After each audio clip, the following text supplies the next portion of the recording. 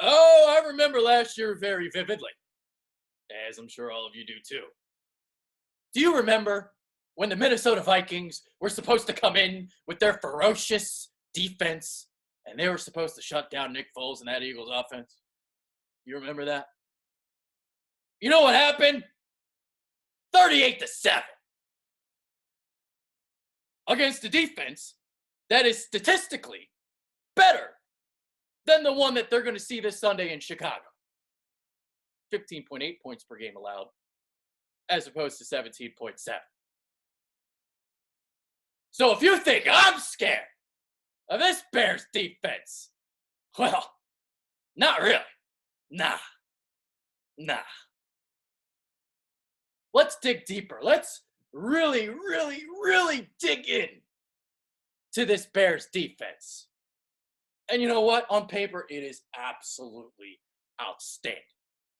The new monsters of the Midway. Statistically, the best defense in the NFL in an era where there is no more shutdown defense. Remember that. So let's look at it. Chicago led the NFL in interceptions. 27 led the NFL in defensive touchdowns with 6. Tied for third in sacks with 50. So they're all about that front 7, getting after the quarterback, putting the pressure on him, and forcing mistakes. Guys like Eddie Jackson, they're lurking in the secondary to pick balls off. Let's also think about this too.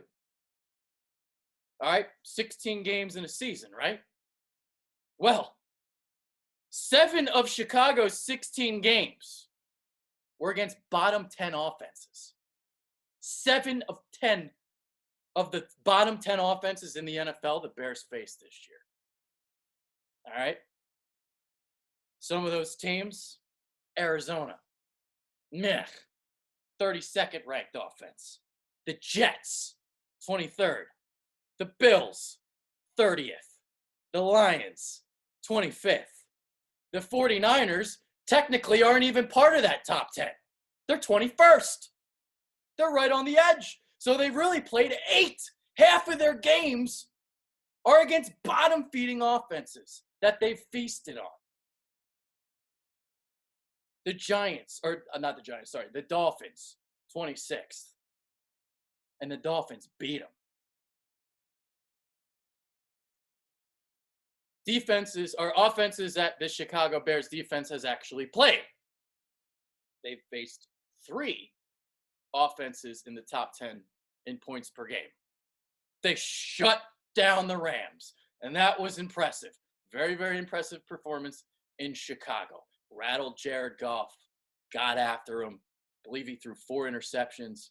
Outstanding performance. 6 points against the Rams. New England came into Chicago, though, and put up 38 points. Won the game 38-31. The other game against a top 10 offense was Seattle. That was all the way back in week 2. All the way back in week 2 when Seattle was still struggling and trying to figure out what they were offensively. That was a team that got hotter as the season went along. So back then in week 2, that was not a top 10 offense that the Chicago Bears faced. So if you really want to break this down, who have the Bears really faced? All right, let's look at it even further, okay? The Bears are built a lot like the Eagles. They like the pressure with the front 7. And the way that you can attack them, like you can attack the Eagles, is by getting the ball out quick. And guess what Nick Foles and the Eagles have been doing the last couple weeks? They've been getting the ball out lightning quick. So I've read to you the offensive line numbers before, but I'll read them again. So I'll kind of go over these stats once again. So in the first 2 weeks of the season, when the offensive line was really struggling, Nick Foles' seconds per pass was 2.79. With Carson Wentz at quarterback, it was 2.49.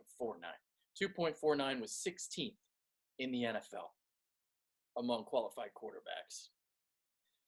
In the last 3 weeks, oh yeah, the last 3 weeks since Nick Foles has taken over at quarterback, you know what that number has fallen down to?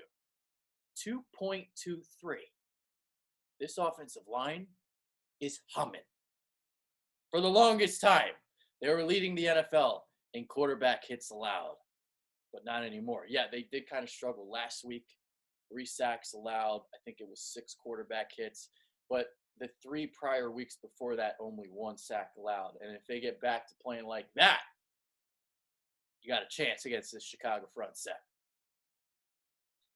The Eagles were able to shut down Aaron Donald, but that's only one piece on a Rams defense because they really don't have any other guys that can get after the quarterback. In Houston, you shut down Jadeveon Clowney and J.J. Watt.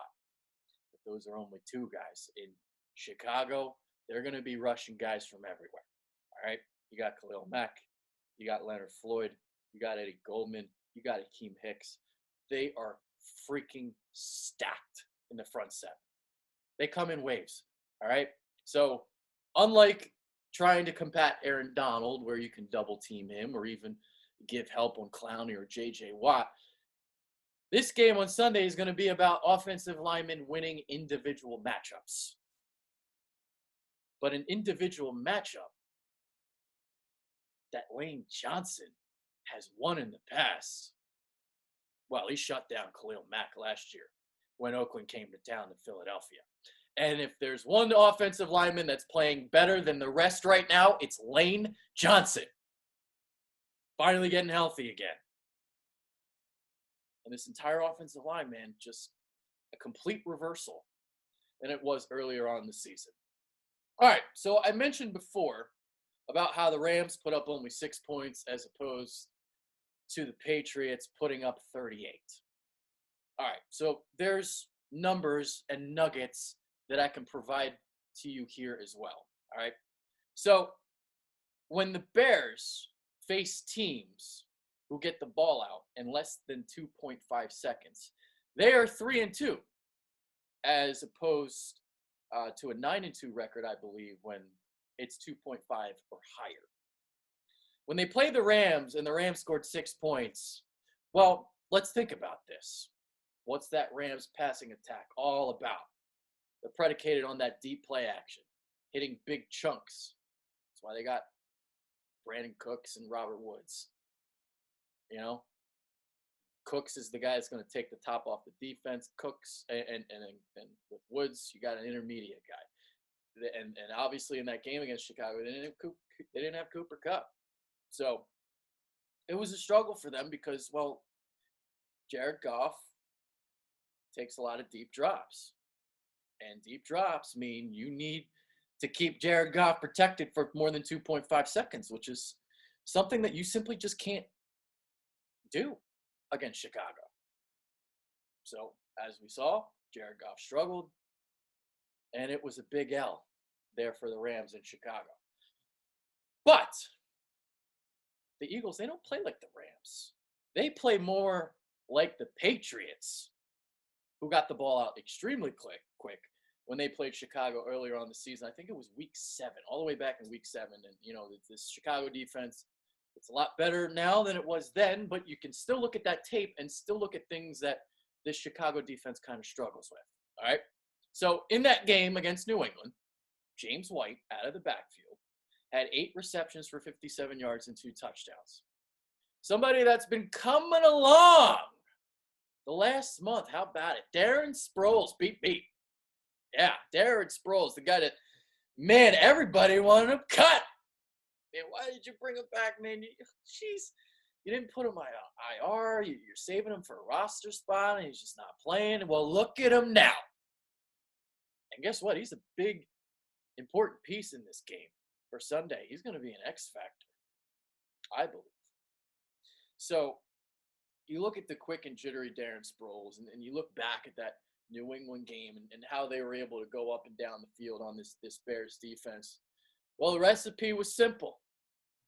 Get the ball out quick, keep it short, and keep it and get it to your backs. So screen game, White running routes out of the backfield, And then in terms of the wide receivers, so Chris Hogan had a 20-yard reception, and the only one that had another 20-plus yard reception in that game was Josh Gordon. So it was a lot of underneath stuff from Julian Edelman, Chris Hogan, crossing routes, just flip screens, stuff where you can get the ball in their hands really quick and let them kind of maneuver after the catch. So I look at this Redskins game that the Eagles just played and the efficiency that they were able to show. I mean, to go on a 19-play, 11-minute and 49-second drive, that is so damn impressive. And some of the things that we saw in Sunday's game, it's going to have to carry over in Chicago. Because you got to be efficient. You have to be extremely efficient against this Chicago defense. I don't think there's going to be a lot of yak, not a lot of yards after the catch. So you're going to have to sustain drives, go on long drives, and that means picking up some third downs. But guess what? Nicky Foles on third down this year? Well, he's been a magician. 72 of 90, 874 yards, 9 touchdowns, 1 interception, quarterback rating of 135.8. Pretty good. Yeah. So I look at this Bears defense and, I kind of look at it. And, on the surface, the stats look sexy. But when you watch the tape, I don't see a defense that is shut down. I don't see a defense that is historically great or elite. I see a defense that's the best in 2018, but not one that you can't move the ball against. This Eagles team, it's about efficiency. It's about keeping the football, moving the football, and picking up first downs. Maybe you can do what the Patriots did back in Week 7. Keep it short. Keep it simple. Get it to Darren Sproles. And let's see what you can do. But there are other areas here that you can attack and exploit. For example, the Bears are without their nickel cornerback. Bryce Callahan broke his foot in early December. They have Prince Amukamara. They have Kyle Fuller. Solid cornerbacks, They're up there, obviously, in terms of, pass defense. But here's what it is. It's all about keeping your quarterback protected. Kyle Fuller is a good cornerback. Prince Amukamara, solid cornerback. But there's no reason why Alshon Jeffrey can't beat Kyle Fuller. And he's also got a height advantage. So you throw some balls up for Alshon Jeffrey, well, he's going to go up and get it. But you also have to keep Nick Foles protected long enough that you can throw those jump balls up to him. Another thing that has happened, and something that I'm sure you guys have heard me say, and since Golden Tate has come to Philly, the Eagles have used more stacks and bunches in the slot. Well, Bryce Callahan, again, broken foot. The Bears really don't have anybody in the slot right now. And the Eagles, they've been using multiple players in the slot. Nelson Aguilar, Golden Tate. Could be big games for them. Zach Ertz might get taken away. We'll see. The Bears are third in terms of defending tight ends this year. So they have that pretty much covered. But there are areas that I think the Eagles can exploit. The weaknesses on this Bears defense are areas of strengths for the Eagles. It's a matchup that actually kind of works in the Eagles' favor in some ways. And we'll see. This Bears defense, 23.5 points per game allowed when opposing quarterbacks get rid of the ball in 2.5 seconds or less. 23.5 points per game as opposed to the 17.7 that they normally allow. If you get the ball out quick, if you don't turn it over, and you pick up third downs, You're going to get the dub in Chicago this Sunday. No doubt in my mind.